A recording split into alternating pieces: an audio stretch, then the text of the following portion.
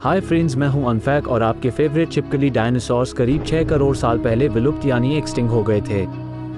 एक डायनासोर आज के 10 से 15 हाथियों जितना भारी भरकम होता था और इसीलिए इनका नाम दिया गया था महादैत्य। तो क्या इन महादैत्य डायनासोर्स के भी उस जमाने में दुश्मन थे? आज के जमाने में तो एक हाथी जैसा जानवर है जो इतना दबंग है कि कोई भी उससे भिड़ना नहीं चाहेगा। तो क्या इन महादैत्य डायनासोर्स के भी उस जमाने में कोई दुश्मन थे जिनसे उनको भी डर और खतरा था? खैर, आपको सुनकर हैरानी होगी, लेकिन इसका जवाब है हाँ। कुछ ऐसे सांप उस वक्त भी मौजूद थे जिन्होंने डायनासोरों की जिंदगी में भी उधम मचा के रखा था, और इसी के बारे में हम आज इस वीडियो में बात करेंगे। तो बिल्कुल बने रहिए इस वीडियो में अंत तक और आप भी मेरी ही तरह आगे चौंकने वाले हो। 1987 में जियोलॉजिकल सर्वे ऑफ इंडिया के डायरेक्टर धनंजय मू आबे को पंचमहल डिस्ट्रिक्ट के धोली डूंगरी गांव के एक नदी के किनारे में कुछ चीजें मिली। ये देखने में डायनासोर्स के फॉसिल्स और उनका घोंसला लग रहा था। इसमें डायनासोर्स के अंडों के खोल के साथ एक पूरी सांप की हड्डियां मिली।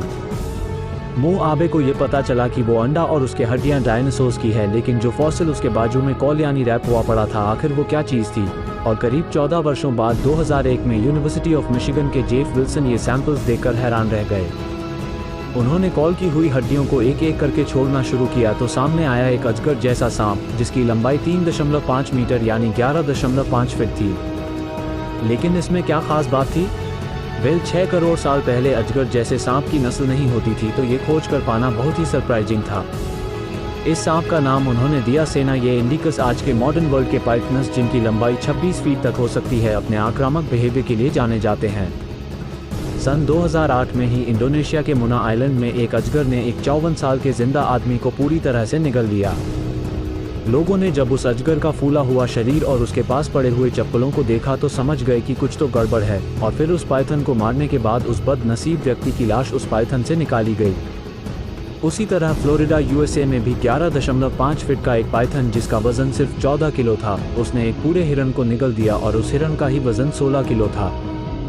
यानी उसके खुद के वजन से भी ज्यादा। स्नैक्स इतना बड़ा शिकार इसीलिए निगल पाते हैं क्योंकि उनके जबड़े के मसल्स बहुत ही फ्लेक्सिबल होते हैं और उन्हें वो पूरी तरह से ओपन भी कर पाते हैं। कभी सोचा है कि पूरा शिकार निगलने के बाद भी उनका दम क्यों नहीं घुटता? इसीलिए क्योंकि शिकार निकलते वक्त एक इंटरेस्टिंग चीज होती है। सांप अपने विंड पाइप यानी सांस लेने वाली नली को बाहर निकालकर उसे एक स्कूबा डाइविंग की तरह यूज करके सांस लेते हैं। लेकिन ये तो हुए मॉडर्न स्नैक्स की बातें, पर जीतने भयंकर आज के बोआस और पाइथनस है। उससे भी कई गुना अधिक बड़े और भयंकर उनके पूर्वज हुआ करते थे। जब करीबन 110 से 80 किलोमीटर के डायामीटर वाले चिक्सुलब एस्ट्रॉयड ने पृथ्वी पर हमला बोला, वो सारे डायनासोर्स, उससे होने वाले धमाके, पर्यावरण और वायुमंडल को होने वाले नुकसान और खाने पीने की कमी से विलुप्त हो गए। जब डायनासोर्स लुप्त हो गए तो उनकी जगह 10 मिलियन साल बाद बड़े सांपों ने जन्म लिया, और उस समय पृथ्वी का तापमान भी 34 से 36 डिग्री था, जो कि काफी गर्म था। क्योंकि स्नैक्स कोल्ड ब्लडेड होते हैं, तो ये गर्म तापमान उनके सर्वाइवल और ग्रोथ के लिए बिल्कुल परफेक्ट था। वो गजब के साइज और वेट में ग्रो होने लगे। फॉर एग्जाम्पल, एक दैत्य सांप नामक चैन जो आज के अफ्रीका और साउथ एशिया में पाया जाता था, वो तकरीबन 33 फीट लंबे और उनका वजन भयानक 500 किलो होता था। लेकिन उस जमाने में ऐसा विशाल साहब भी कुछ नहीं था। ये दूसरे सांप के सामने से रूयॉन कोलंबिया के एक कोल माइन में लॉ, जिसने कुछ ऐसा रिस्क कवर किया जो जैसे एक खोई हुई दुनिया से मिला था। एक विशाल सा फॉसिल था जिसका आकार एक लंबे बस की तरह था। जब जिसने उस फसल को काफी मेहनत से क्रिएट किया तो उनके कैलकुलेशन से वो 50 फीट लंबा, 4 फीट चौड़ा और करीबन 1 टन से ज्यादा पसंदार निकला। ये आज के सबसे बड़े एनाकोंडा से लंबाई में 2 गुना और वजन में 4 गुना था। इस सबक को नाम दिया गया टाइटनों में खतरनाक जग करने की शक्ति होती है, जो किसी भी क्रोकोडाइल या इवन डायनासोर्स का दम घोंट के मार सकती थी और शिकार की खोपड़ी को एक खिलौने की तरह तोड़ सकती थी। लेकिन मजे की बात तो ये है कि तब तक तो डायनासोर्स विलुप्त हो गए थे। वो इतने विशाल जीव के शिकार आखिर कौन होते थे? व्हेल और बैरी थे। इनके फेवरेट आहार थे। ये 2 जीव हमारे आज के हाथियों के पूर्वज हुआ करते थे और ये भी आज विलुप्त हो गए हैं। लेकिन टाइटेनोबोआ जहरीला नहीं होता था। आज के मुख्य मॉडर्न स्नैक्स जैसे cobra, scaled viper, black mamba, banded, great etcetera की तरह 800 कुछ ऐसे खतरनाक सांप है हमारे पृथ्वी पर, जिनमें से कुछ का सिर्फ एक बाइट हजारों नहीं बल्कि लाखों चूहों को खत्म करने की क्षमता रखता है। और बिल्कुल इसी वजह से सांपों का एवोल्यूशन वैज्ञानिकों को ह्यूमन एवोल्यूशन की स्टडी में भी बहुत मदद कर रहा है। यूनिवर्सिटी ऑफ कैलिफोर्निया की बिहेवियरल इकोलॉजिस्ट इसाबेल के अनुसार सांप ही मैमल्स के मुख्य शिकारी रहे हैं प्राचीन सदी से, और इसीलिए इंसानों को भी इनसे बचने के लिए विकसित होना पड़ा।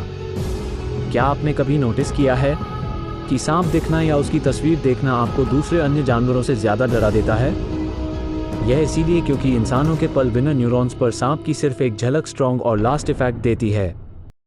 91 पल्विनर न्यूरॉन्स में से करीब 40% न्यूरॉन्स का एवोल्यूशन सांपों की संपर्क की वजह से इंसानों में विकसित हुआ, और इसीलिए आज आपकी स्पष्ट और साफ दृष्टि के लिए सांप सबसे ज़्यादा जिम्मेदार हैं। उसी 2006 की उनकी स्नैक डिटेक्शन थ्योरी में उन्होंने ये साबित किया कि मैमल्स की आईसाइट एकदम पुअर है और अच्छे से इन्वॉल्व नहीं हुई, क्योंकि वहाँ एवोल्यूशन के दौरान उनका संपर्क सांपों से कभी हुआ ही नहीं। कितनी अजीब बात है, राइट? आज इंसान अपनी यही आंखों से चांद और तारों को देखता है, ब्रह्मांड को समझता है, प्रकृति की सुंदरता को अनुभव करता है। सांप अगर नहीं होते तो हम ये सब कैसे कर पाते? तो फ्रेंड्स, आज के वीडियो के लिए बस इतना ही। उम्मीद है आपको ये पसंद आया और उससे नया कुछ ज़रूर सीखने मिला।